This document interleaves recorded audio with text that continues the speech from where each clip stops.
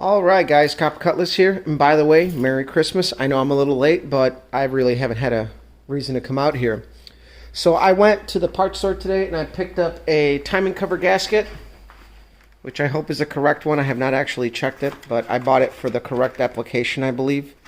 It varies a little bit between these Fords. So either way, what I'm going to come out here and do today is going to be timing cover on, oil pan on. We have to check the clearance of the oil pump pickups and go ahead and mount the oil pump in as well.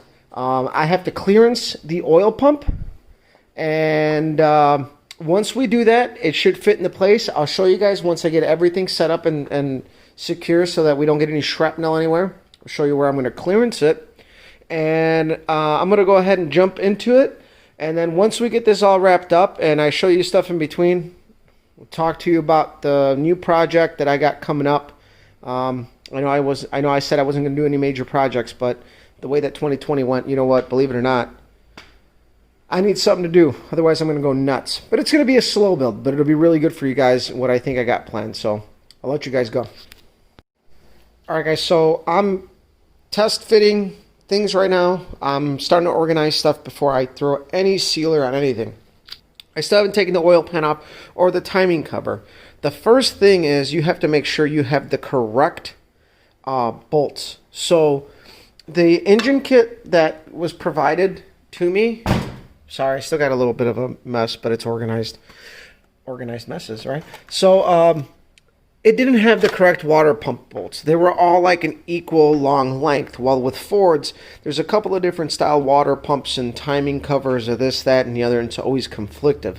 So luckily for me, the water pump kit, because we're going to be using this, I'll touch on this in a second, came with the long bolts for the water pump. So then all I had to find was the 1.5-inch long bolts for the top of the cover and the 4 bolts for the bottom of the cover.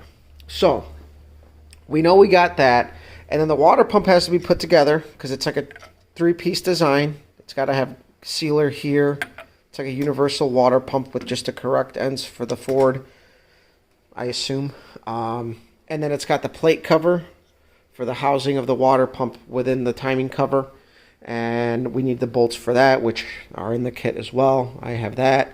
So just a little thing, you know, as I'm going here to tell you guys, is I've done this before. On my Oldsmobile, when I got the flow cooler water pump, it wasn't exactly right, and I didn't dry fit it. And what happened was, after I set all the sealer in place, one of the bolt holes on the, well, it's dark right here. Let me see if I can turn on my flash. So one of the bolts here in the bottom, so you can see the water pump is right there. One of the bolts that went on that side of the block, the opening for the water pump hole wasn't exactly the same.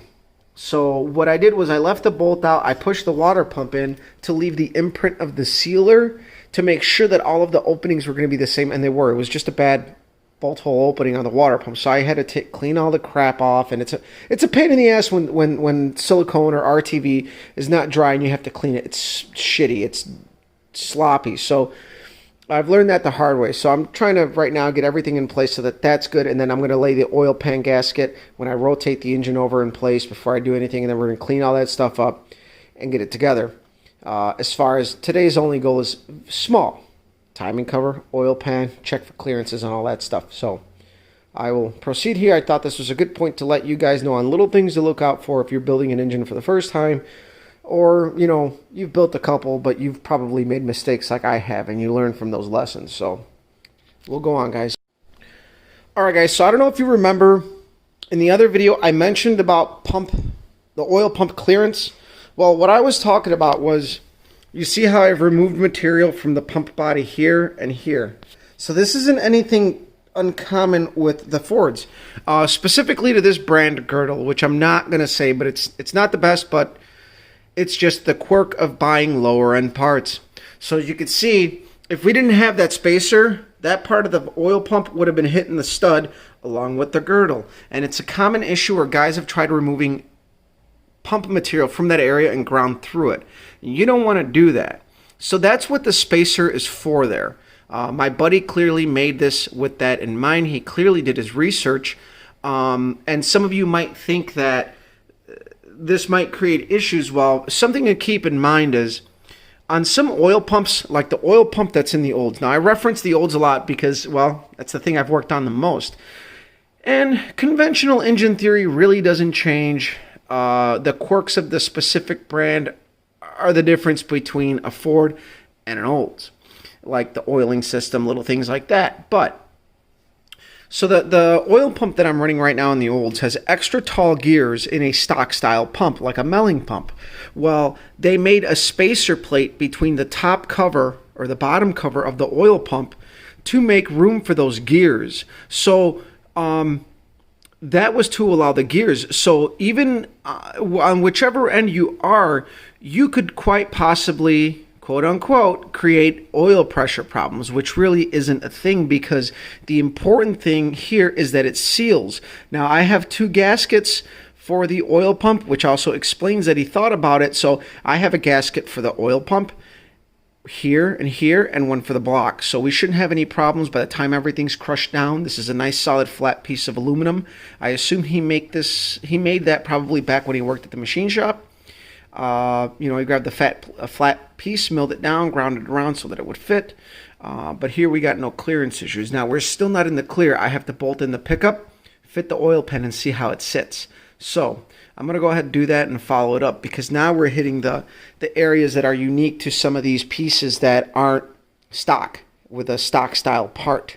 So little outside thinking outside the box there, but everything should jive pretty good.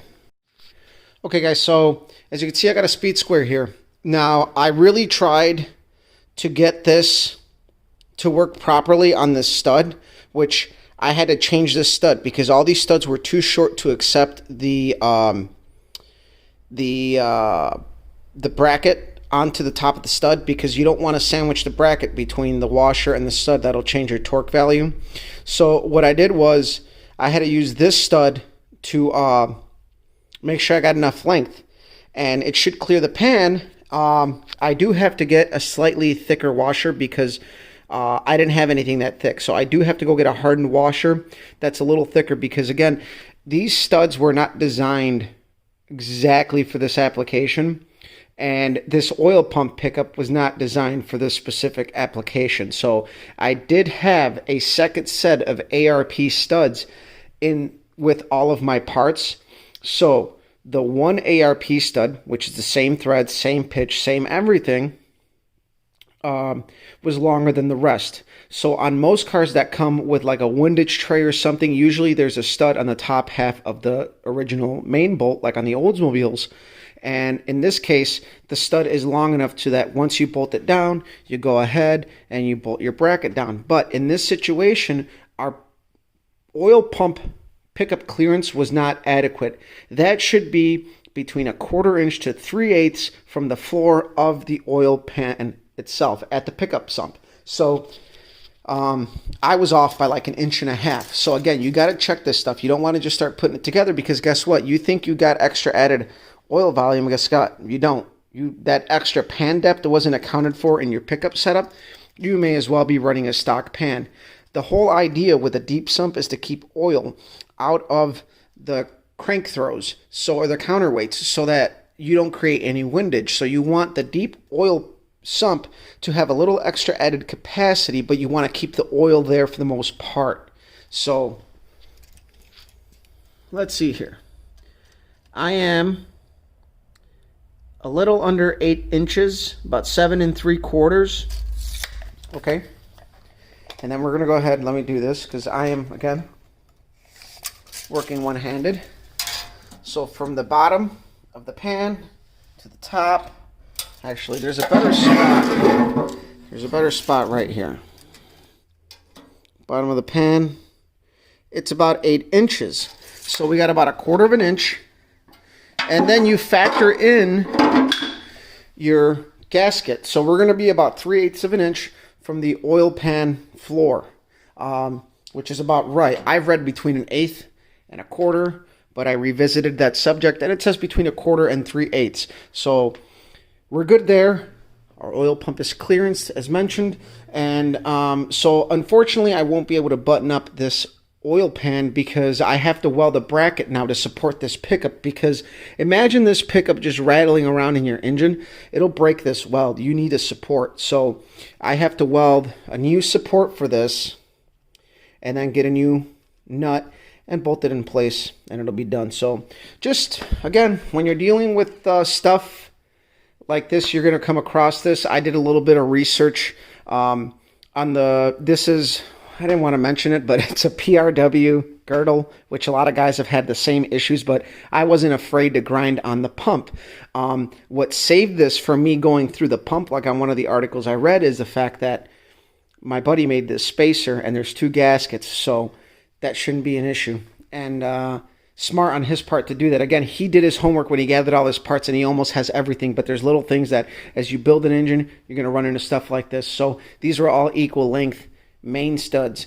I assume that it's because it was for a front sump pickup or something like that, where the pickup would have just came out of here and it would have never needed a support. So now, luckily, we had those studs. I got an extra long one in there. I'll weld the new bracket in, we'll bolt it in place, and we will be all set there. So I'm going to make a little bracket probably tomorrow, take it by the shop, weld it up, and have it ready to go. That way this stuff will be buttoned up. But oiling system is pretty much licked. I think from here, I'm going to order intake gaskets tonight. Should get them during the week, and then we'll be good to go. I am going to seal up the timing cover, replace the front seal and the dampener balancer, and we should be good. So I'm going to at least do that, but can't get the oil pan on. So we'll let you guys go, and I'm going to follow it up here in a little bit. All right, guys, I'm starting to take things apart. Another thing to consider is we clearly lifted the oil pump about a 1/4 inch off of the block with that spacer. Now, a thing to consider is your oil push rod, pump rod, I should say, your drive rod. So this is the side that goes into the distributor. You see that it's got about almost an inch of engagement. So we're going to lose about a 1/4 inch of that. We should be fine. That should not be an issue. So just something to consider that I didn't check. I started taking things apart, and I'm like, oh, wait, I got to check this, because if it doesn't reach, the distributor is what turns the oil pump.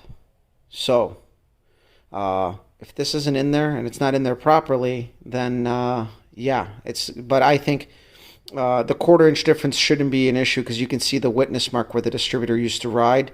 You lose a 1/4 inch of that, it's not going to be that big of a problem. It'll be in the hex drive fairly in there. So it should be pretty good to go from there. And I think that this will be it for the day.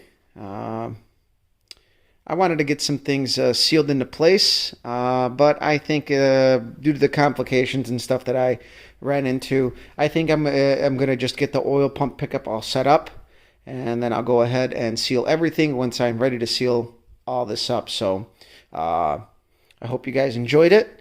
This is important, critical stuff that you need to check when you put your engine together. So I hope you enjoyed this. It's a little bit more in depth. As far as assembly goes, I hope you guys have enjoyed it so far with this build. Share, like, subscribe if you want to follow me on Instagram as Copper Cutlass. And then we will have a tentative plan for the Oldsmobile. I'll do another video specifically just for that, maybe tomorrow or something. So I'll let you guys go. Share, like, subscribe. See you.